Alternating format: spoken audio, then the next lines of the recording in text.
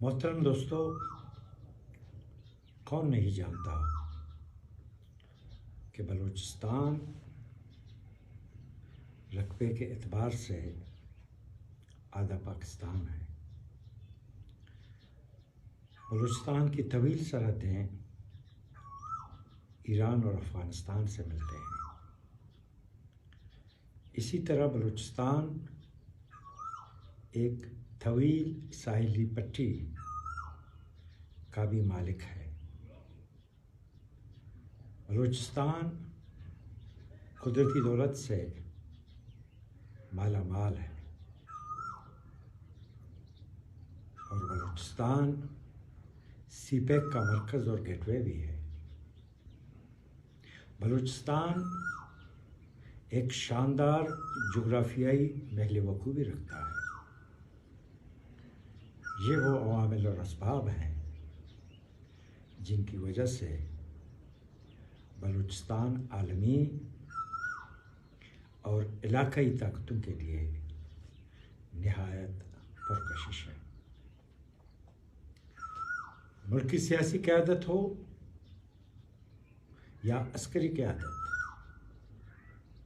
سب کا متفق رائے ہے کہ پاکستان کی ترقی کے سارے راستے بلوچستان سے گزرتے ہیں، لیکن بلوچستان میں از خود ترقی چیونٹی کی رفتار سے ہو رہا ہے۔ قدرتی دولت سے مالا مال ہونے کے باوجود دوسرے صوبوں کے مقابلے میں آج بھی بلوچستان میں شرح غربت، شرح ناخواندگی اور بھوکے لوگوں کی تعداد سب سے زیادہ ہے۔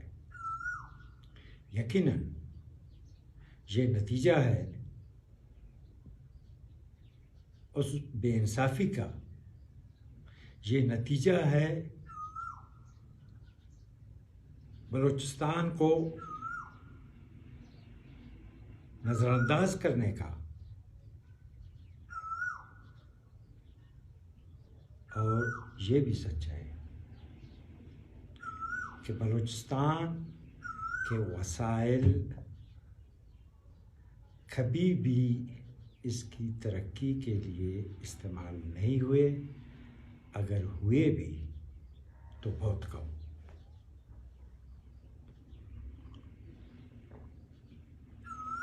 محترم دوستو، ہمارے ملک کے ایک بہت بڑے سفارتکار، ڈپلومیٹ، جو ہندوستان میں پاکستان کے سفیر بھی رہ چکے ہیں اور جس نے اقوام متحدہ میں طویل عرصے تک پاکستان کی نمائندگی بھی کی ہے، وہ اپنے ایک تحریر اور مضمون میں لکھتے ہیں: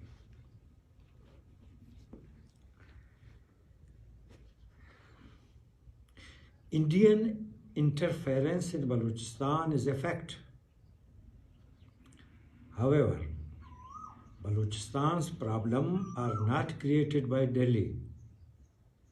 It's due to bad governance and exploitation over decades. دوسرے لفظوں میں سفارتکار بتا رہے ہیں کہ بلوچستان کے معاملات میں ہندوستانی مداخلت ایک حقیقت ہے، لیکن بلوچستان کی جو پسماندگی ہے، بلوچستان کی جو معاشی بدحالی ہے، یہ دہلی کا پیدا کردہ نہیں ہے، بلکہ یہ نتیجہ ہے بیڈ گورننس اور بلوچستان کے وسائل کی لوٹ مار کی، جو کئی دہائیوں سے ہوتی رہی ہیں۔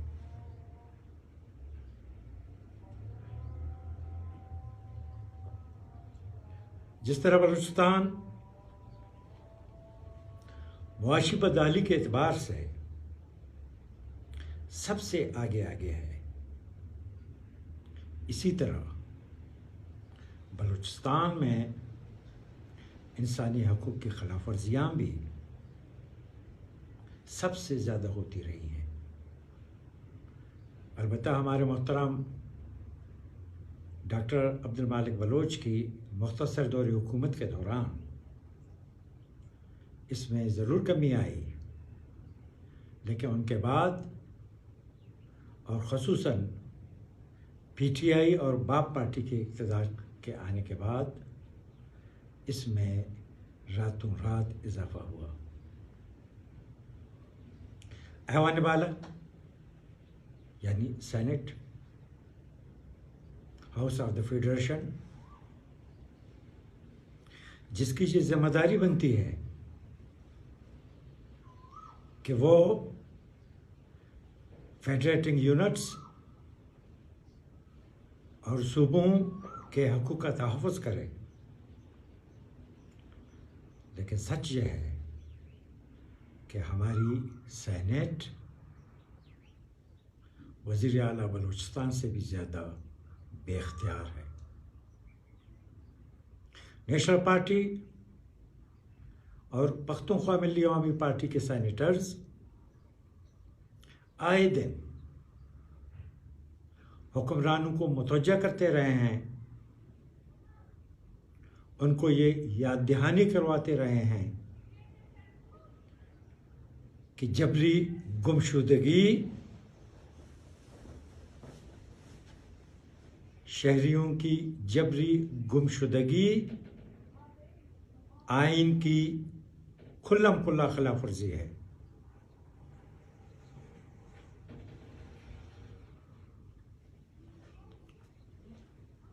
لیکن ہمیں سننے والا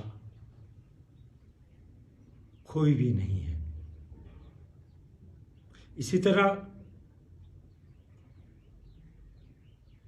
ہمارا یہ مطالبہ رہا کہ جو لاپتہ افراد ہیں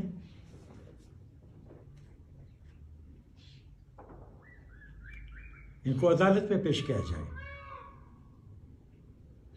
اگر ان میں سے کوئی کسی جرائم میں ملوث ہے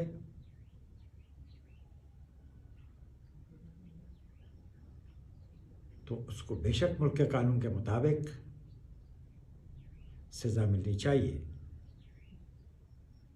لیکن جو بے گناہ ہیں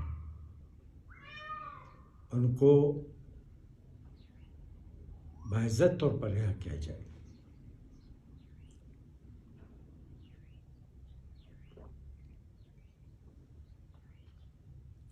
محترم دوستو، یورپ میں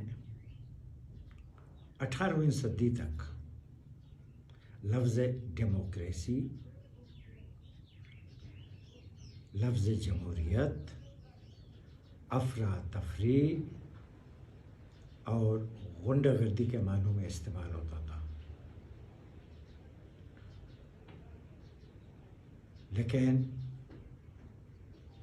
ہم اس کا عملی مظاہرہ آج بھی اپنے ملک میں دیکھ رہے ہیں۔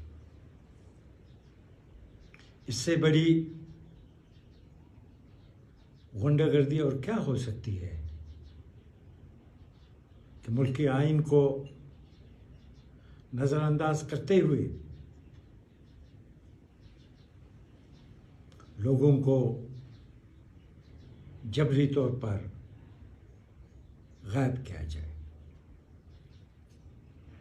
گزشتہ دنوں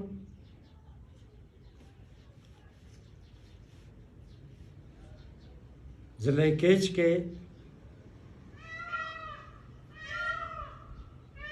علاقے ڈنوک کے مقام پر جرائم پیشہ افراد کے ہاتھوں ایک معصوم بچی برمش زخمی ہوئیں اور ان کی والدہ شہید.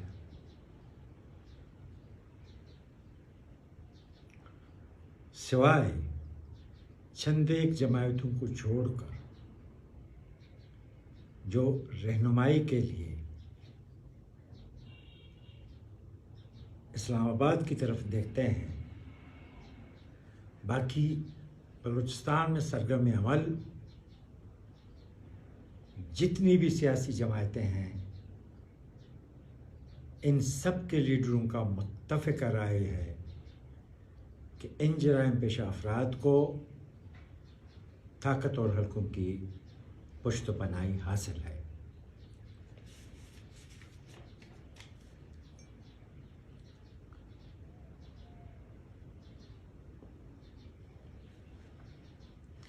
کیا برمش کو انصاف ملے گی؟ سیدھی بات ہے، انصاف وہاں پر ملتا ہے جہاں رویے انسانی ہوں. انصاف وہاں پر ملتا ہے